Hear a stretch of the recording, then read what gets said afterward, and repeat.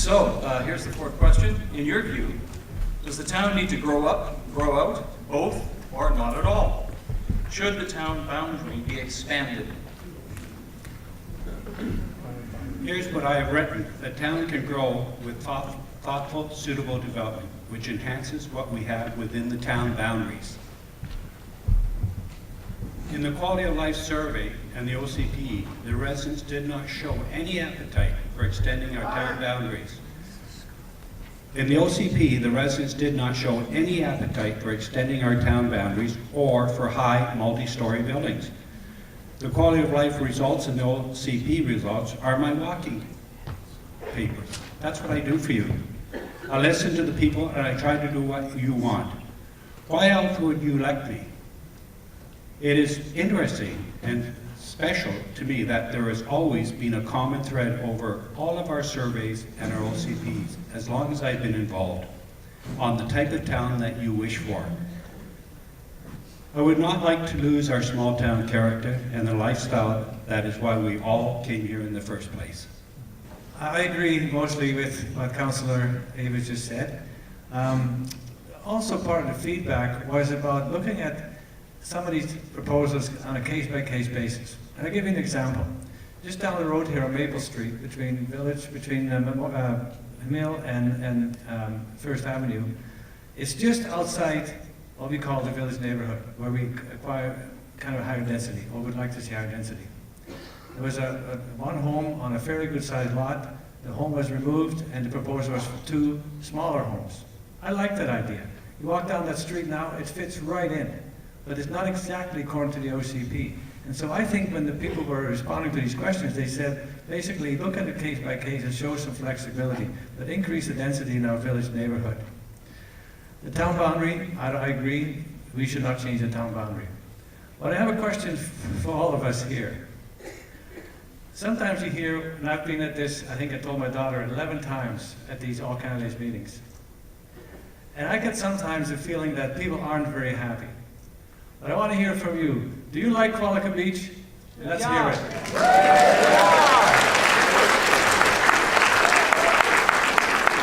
I couldn't agree more. Thank you.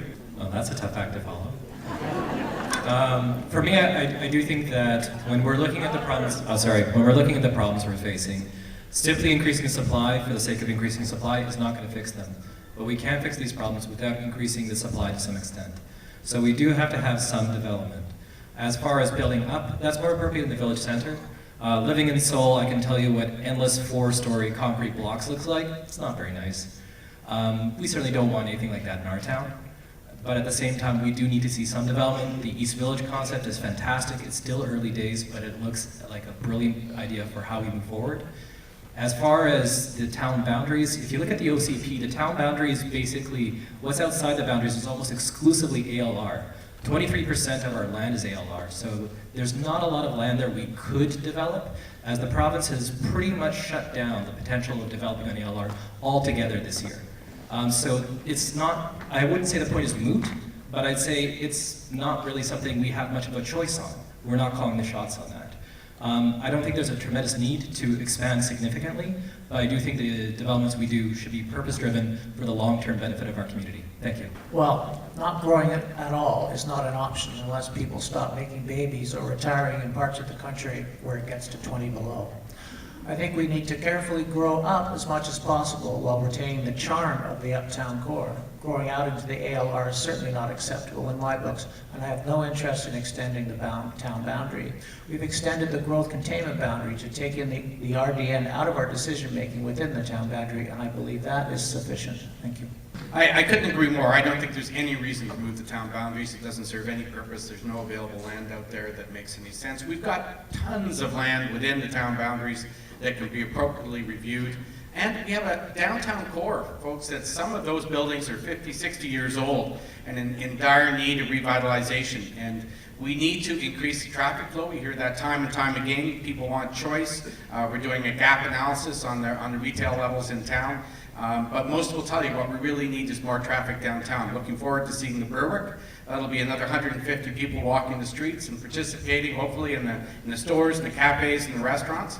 What we need to do is creatively find ways of using the land that we have within the town boundaries to give us the growth that we need, the density that we need, and the traffic that we all want to see on the downtown core, and keep it as beautiful downtown core as it is, with lots of shops. Thanks. So my answers are really short, if you've noticed. I'm hoping to get through these 5 questions before the night's over. Growing up uptown makes a lot of sense. Let's get some energy uptown.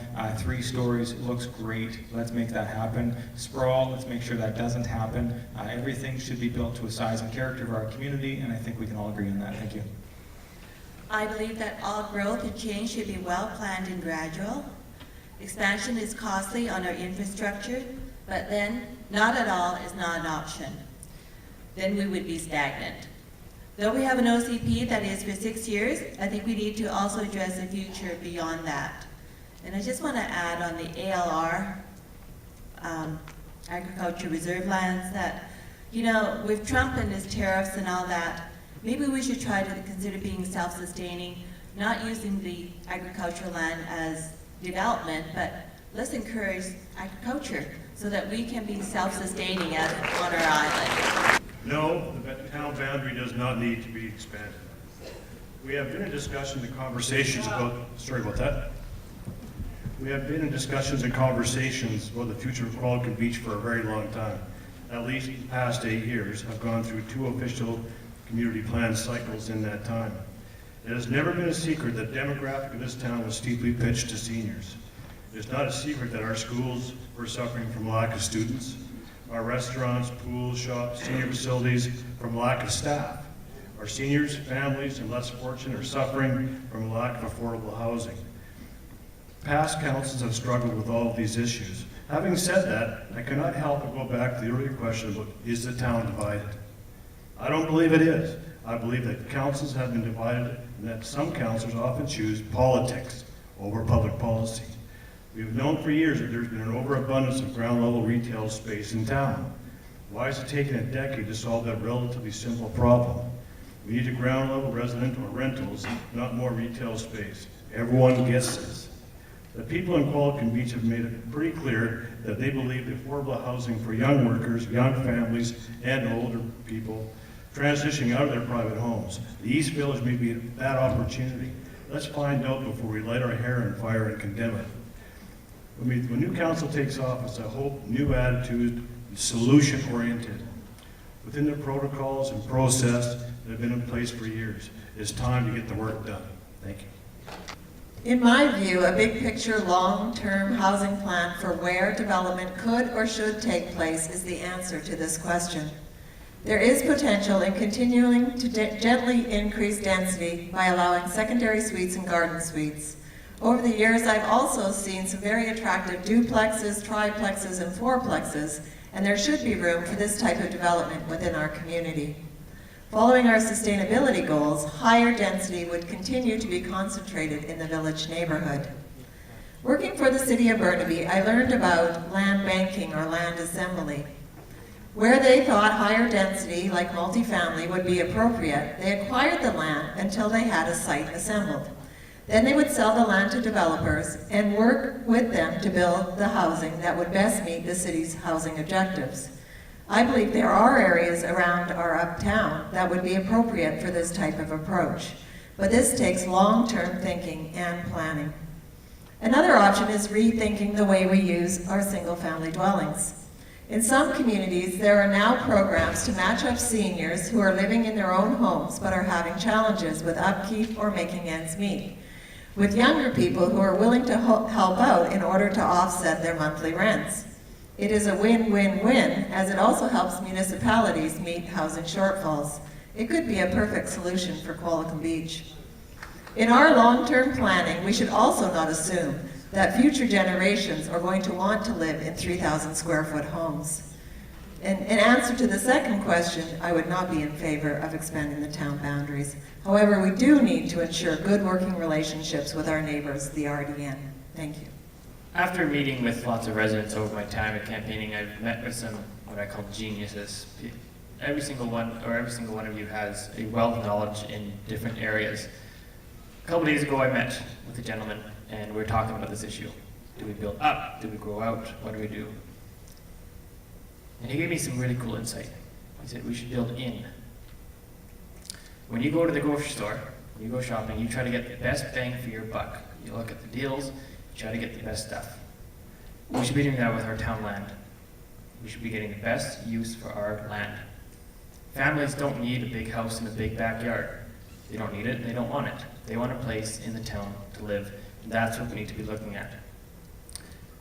As for the town boundary, no, I do not agree with expanding the town boundary. And a good example is we've taken in some residential areas from the RDN, and we're now having to do major infrastructure upgrades on those areas. We don't need to get stuck with any more of those projects, and for all of you for paying for those projects. Thank you. Thank you. Actually, Robert, I agree with you. We should be working on, it's called infill, so that we use the town land, all our lands, very effectively and efficiently. Therefore, no discussion about an expansion of town land. To all these options have been carefully examined, including how much land is owned by the town that can be used, especially if we go to affordable housing through a private-public partnership with the BC government. Thank you.